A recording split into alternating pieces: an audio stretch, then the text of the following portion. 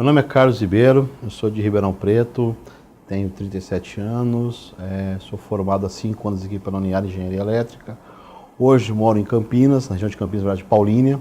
Trabalho na ENGIE, que é uma empresa franco-belga, uma das maiores do setor de energia do mundo. Nós temos hoje presença em 70 países e mais 153 mil funcionários. Hoje eu tenho o cargo de gerente regional da Regional de São Paulo na área de geração distribuída. Eu comecei a trabalhar muito cedo, desde os 17 anos, trabalhava numa outra área de automotivo, eu trabalhei com concessionária de carro, e aí eu voltei a estudar com 27 anos, quando me matriculei na Uniara para fazer curso de engenharia elétrica. Desde muito novo eu gostava de fazer engenharia, mas esse tempo que eu trabalhei com o carro me fez perceber que o carro é uma máquina muito complexa, mas que quem colocou a inteligência nessa máquina foi a engenharia elétrica e não a engenharia mecânica, e foi por isso a decisão de fazer engenharia elétrica.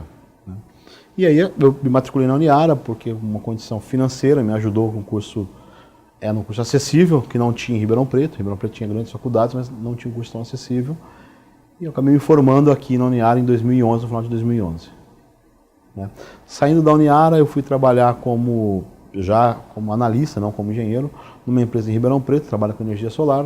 Trabalhei cerca de 6 meses a 8 meses, e aí surgiu um convite para trabalhar no Rio de Janeiro, numa multinacional italiana de energia, que é a Enel Green Power, onde eu trabalhei no desenvolvimento de negócios e projetos de energia solar por 3 anos e meio a quase 4 anos.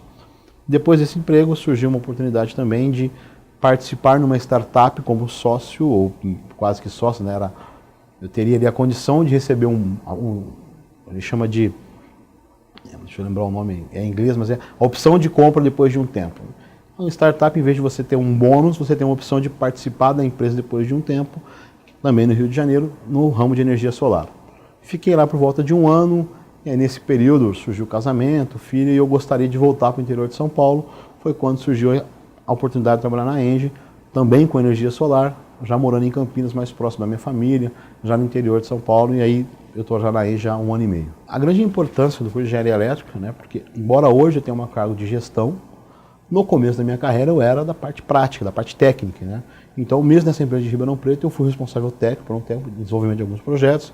Quando eu fui para o Rio de Janeiro também, eu fui contratado no cargo de Project Engineer, que é engenheiro do projeto, que cuidava de desenvolvimento de usinas solares em algumas fazendas. Eu tinha projeto no Ceará, projeto na Bahia, projeto no Rio Grande do Norte. Então, assim, sem a base de engenharia elétrica, sem ser engenheiro eletricista, essa vaga não existiria, porque eu precisaria de conhecimentos elétricos para trabalhar nesses projetos. Então, assim, essa foi a grande abertura de portas para este mercado, o que hoje eu trabalho, sem dúvida foi o curso de engenharia elétrica. A descoberta foi mesmo durante o período que eu trabalhei em concessionária de carro. Eu sempre gostei de tecnologia, mexia com rádio, com eletrônico em casa, mas quando a máquina carro, que era uma máquina mais complexa, e eu participei muito da evolução do carro com injeção mecânica para injeção eletrônica. E que aí quando você viu que foi o grande salto tecnológico do carro, que hoje a gente tem carro com Bluetooth, carro com câmera de ré, com N sensores. E quem possibilitou essa questão realmente foi a engenharia elétrica, foi a eletricidade. Porque a parte mecânica, se nós pegarmos o desenvolvimento de um motor dos anos 20, melhorou os materiais, melhorou talvez alguma forma de processamento, mas a tecnologia, a forma de funcionamento é basicamente a mesma. O ciclo de funcionamento do motor, o ciclo Otto é o mesmo desde 1920 até hoje. Já a engenharia elétrica e eletrônica não. Nos anos 50 a gente tinha válvulas, transistores enormes. Hoje a gente miniaturizou tudo, é muito miniatura, grandes processos são executados por processadores muito pequenos. Se a gente comparar um celular hoje, um smartphone hoje, a tecnologia, a capacidade de processamento de um smartphone é muito maior do que um computador da década de 70. Então, esse salto evolutivo foi proporcionado pela engenharia elétrica, E aqui na Uniara a gente tem a grande chance de ter a engenharia elétrica em toda a sua abrangência, desde a parte de elétrica de potência, geração, transmissão de energia, com a parte de eletrônica, a parte de processamento. Então isso ajudou bastante, e aí veio a casar com essa vontade de entender como é que as coisas funcionavam, de entender por que essas coisas estão automatizadas, como que a gente consegue automatizar processo, automatizar funcionamento de casa, funcionamento de carro. Então aí quando lá no carro me despertou isso na época que eu trabalhava com concessionária, mas hoje eu consigo ver isso muito mais abrangente, que é realmente o domínio da elétrica e eletrônica sobre as coisas. E agora o próximo salto, que tem a ver com a elétrica, que é a internet das coisas, é computacional, mas a base, quem proporcionou isso foi a eletricidade dentro das máquinas. Eu sempre pensei que existem 2 formas de você escolher a sua profissão. A primeira é por dinheiro. Não, vou fazer medicina, vou fazer engenheiro porque eu vou ficar rico. Esse é um caminho. Mas talvez você vai se frustrar depois de um tempo. A segunda forma que faz você ser feliz na sua profissão é o amor, é aquilo que você gosta de fazer, você se sente bem. Então eu me sinto muito bem fazendo o que eu faço. Então, se você tem uma dica, é para que você escolha aquilo que você se sente bem, aquilo que você gosta de fazer. E se prepare para isso. Poxa, você gosta de elétrica? Então vai estudar um pouco mais, vai entender um pouco mais de física, vai entender um pouco mais de eletricidade, ver como é que as coisas funcionam. Você gosta de computação, vai entender um pouco mais, né? Porque hoje a gente tem as pessoas hoje têm aquela característica de achar que todo mundo sabe de tudo, né? Eu que estou no mercado hoje, a gente tem uma grande dificuldade de achar os alexistas ou os pedrecistas. Porque o cara simplesmente liga 2 fios e liga qualquer máquina, e não é assim que funciona. Então, tente estudar, tente caprichar um pouco mais e se dedique naquilo de fato, né?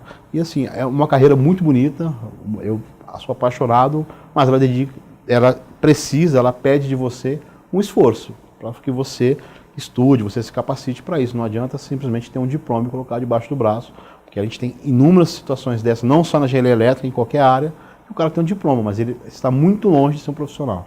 O conselho que a gente poderia dar é que a pessoa se dedicasse ao ensino médio, porque assim, aquilo é a base que você vai precisar lá na faculdade. Não importa qual a sua formação, né?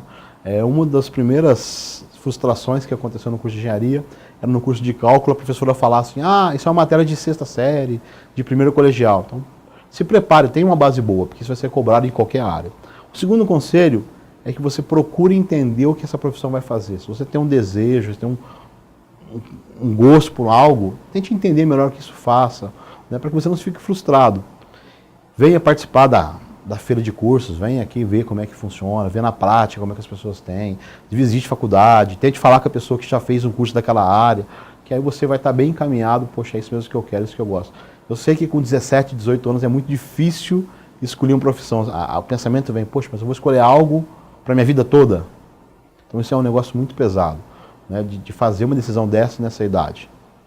Mas cada dia você tem que se descobrir. Se você gosta de algo, você tem uma tendência, no nosso caso de engenharia elétrica, você gosta de eletricidade, gosta de automação, tente aprender, ver como é que isso é na prática. E aí depois você tenta, a cada dia, descobrir algo novo. Tenta sempre estudar, tentar aprender algo novo, né? Já dizia o filósofo que a mente que se expande nunca volta ao mesmo tamanho. E conhecimento nunca enche nossa cabeça. Então você tem que sempre estudar, procurar aprender mais, porque senão você vai ficar parado no tempo e você vai se frustrar. Ainda que você depois nem aplique isso, mas estude, tenta ler, tenta ver, né? E assim, aproveitar a fase que você pode estudar, porque depois na vida adulta, quando você tiver que trabalhar, ter demandas, ter entregas a fazer, falta-me tempo hoje para estudar mais como eu gostaria. Uma das grandes características aqui na Uniara é que os professores têm um mix entre professores acadêmicos e professores que atuam na área, né? Então o professor acadêmico te puxa mais a estudar, um pouco mais a teoria, e o professor da área, aquele que está atuando, consegue te dar a vivência do dia a dia. E essa inspiração te traz a entender como é que é no dia a dia, porque às vezes você vai se frustrar, você vai errar, você vai ser cobrado. Então isso ajudou bastante. E essa questão da formação dos professores aqui, que inspirou na Uniara, que ajudou bastante, eu tenho algumas fases célebres de alguns professores que eu me lembro até hoje, o professor que fala, cara, não aprenda apenas a matéria técnica, aprenda o dia a dia, né?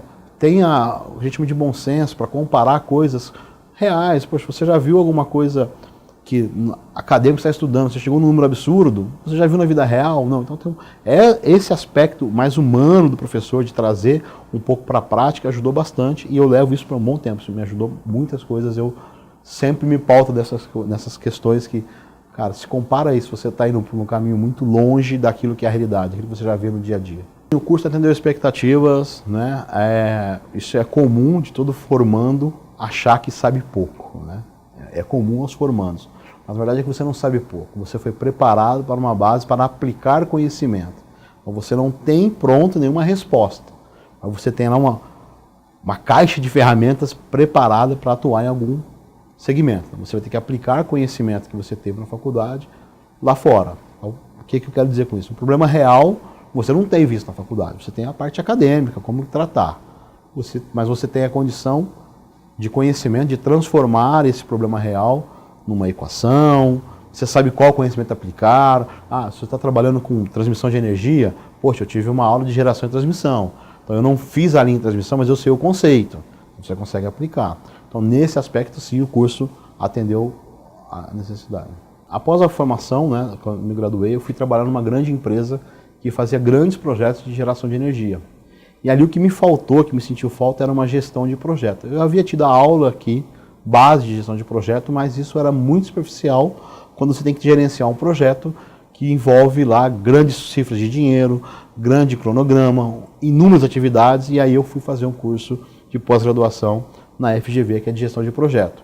E me trouxe também uma outra visão de mercado, que nós, embora tivemos alguma pincelada sobre matemática financeira, sobre estruturação de projeto financeiramente, isso não é estudado a fundo, porque existe pós-graduação, existe curso específico para isso. Então isso foi o que me faltou e foi que eu fui procurar na pós-graduação, que era uma parte mais de gestão de projeto e uma parte mais de gestão de finanças de um projeto, né? Que isso impacta muito. Uma coisa que me faltou e nem mesmo a pós-graduação me deu foi a questão, o quanto que talvez o tributário e o fiscal pode impactar num projeto. Claro que eu não estou falando de um projeto pequeno, estou falando de um projeto, lembra, estou falando de um projeto de usina. Eu fui trabalhar numa empresa que investiu mais de 300 milhões de dólares em 2 projetos de usina solar.